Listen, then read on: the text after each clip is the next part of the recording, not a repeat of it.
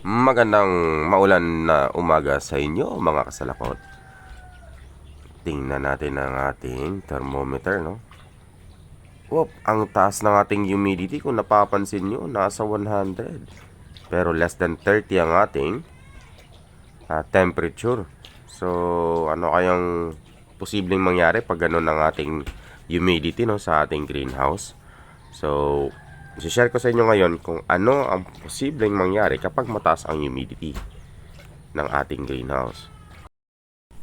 Disclaimer lang po, hindi po ako eksperto. Ito lang po ay aking natutunan at nalaman sa mga research or pananaliksik lang din po. At sa panonood lang din po ng ibang mga videos na nagtuturo kung paano mag-alaga ng mga lettuce. So kung mas may aral po kayo at eksperto po kayo sa pagtatanim at pagdating po sa mga crops, maraming salamat po sa pag-share kung ano pa po yung insight na pwede nyo maibigay para sa aming mga growers. Maraming salamat po in advance. So, titingnan po natin kung ano ba yung ideal na humidity o relative humidity.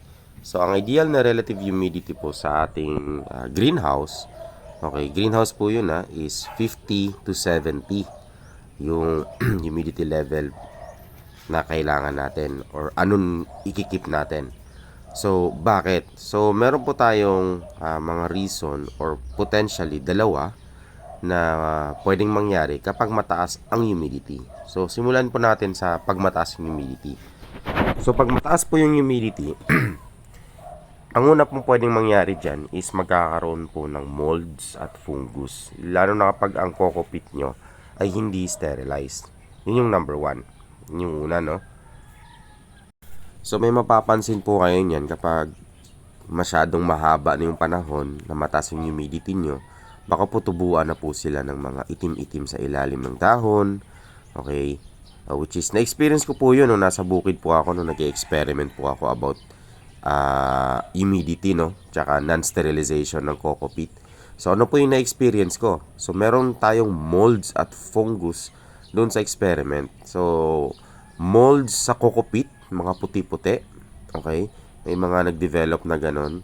At fungus sa mga pananim, which is meron tayong mga itim-itim sa ilalim ng ating mga halaman. So naka-apekto ba siya sa tubo? Hindi naman siya ganun kalaki sa epekto.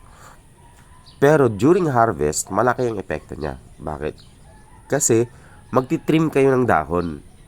So liliit yung bloom ng lettuce nyo. Yun yung isa.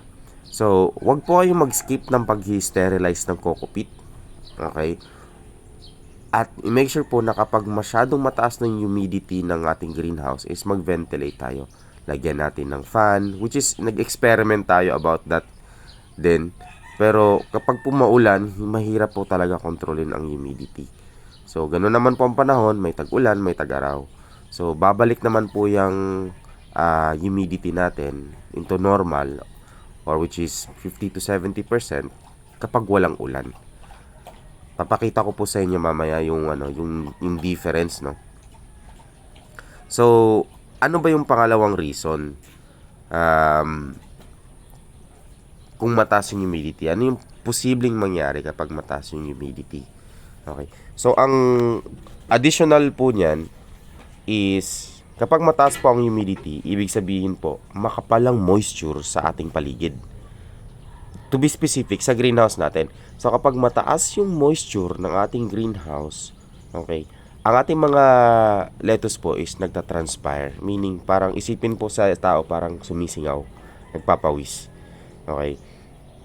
So, nagre-release sila ng oxygen at nagtitake in ng carbon dioxide. Kapag po dense ang moisture ng ating greenhouse, which is nasusukat siya sa relative humidity meter natin o hygrometer, okay, nahihirapan po nila gawin yung proseso na yon.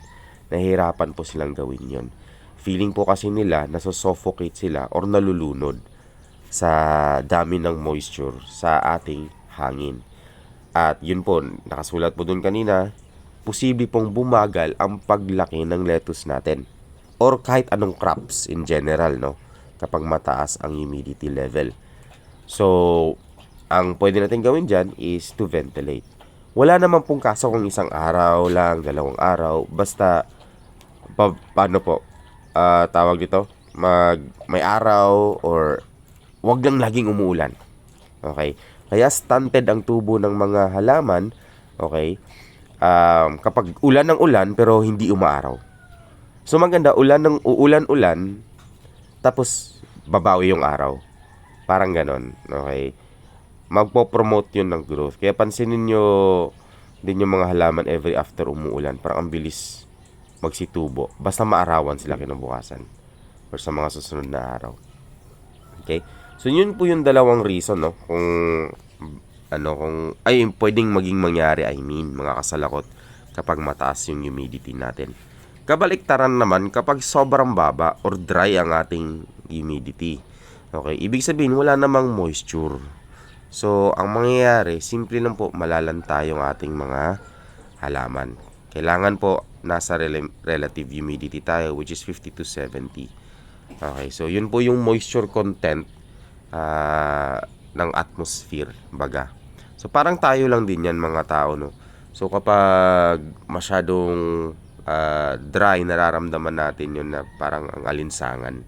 Ayun, I think yun yung term, alinsangan. Ayan, so kailangan naman, ang solusyon naman natin doon is pwede tayo mag-misting.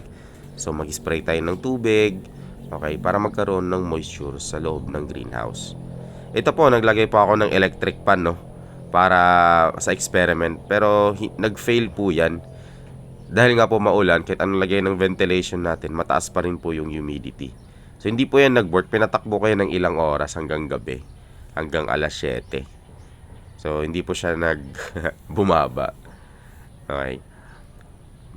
Ayan. Pero kahapon ko po kasi kinuha tong video na to, tsaka experiment na to. Tapos ngayon na umaga, pagising ko, chinek ko po agad yung humidity. Bumaba na po siya. Papakita ko po sa inyo. So bago ko po ipakita, no, dinouble check ko po muna kung at least close or accurate yung ating hygrometer and thermometer. Okay, so binangga ko po siya sa temperature or sa weather forecast or weather report online. So hindi naman po sila nagkalayo. Ang nakalagay is ang halumigmig is 84%, 27% yung ating degrees yung ating temperature. At yun naman po yung reading maliban sa humidity. Ngayon, I think close po yan kasi kung ang humidity dyan is 84, nadagdagan lang po siguro yan until 100 kasi may mga lettuce po tayo sa loob. Okay, marami tayong halaman plus may mga grass pa po sa ilalim. And syempre greenhouse din siya kaya nakukulob yung ating moisture sa loob. Okay, pero wala naman pong kaso yon. Okay, basta po again aaraw lang po siya kinabukasan. So ito pa rin po yung humidity natin, 100 pa rin kahit inabutan na ng parang alas 7 ng gabi yung electric fan natin. So wala pa rin pong pagbabago sa humidity. So kasi nga siguro po is maulan, yun talaga yung panahon eh. So yun yung mahirap kontrolin. At kung kukontrolin po talaga natin yung humidity sa ganyang level na maulan, kailangan na po natin ng malaki-laking electric fan at marami-raming ventilation. Okay. Pero kung nakikita nyo po yung greenhouse, well ventilated naman po yan. Ibig sabihin marami pong tawag nito, lalabasan yung ating hangin, pero wala nga lang po talaga siyang hangin na pumapasok at lumalabas due to walang airflow baga sa panahon kasi umuulan. Yan po. Tapos ito po kinaumagahan, sinilip na natin, bumaba na po siya. Patuloy pa pong pababayan habang tataas yung araw, no? So, for now, nasa 75 siguro siya.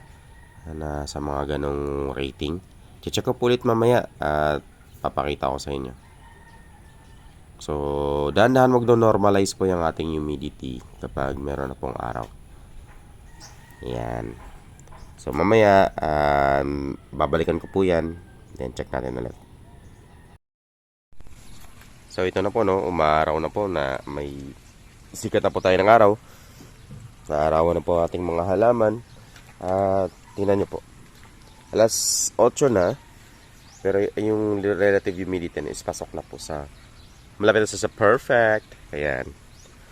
So, wag po tayong mabahala no sa sa pag masyadong mataas yung humidity kung isang araw lang naman o isang gabi. Okay? Kung lalo na pag gabi kasi hindi naman nagpo-process masyado ang mga halaman sa gabi.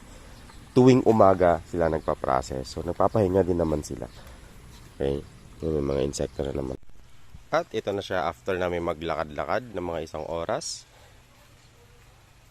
Pinilikan namin, nasa 50 na siya. Actually, mas less na. Mababa na naman yung humidity.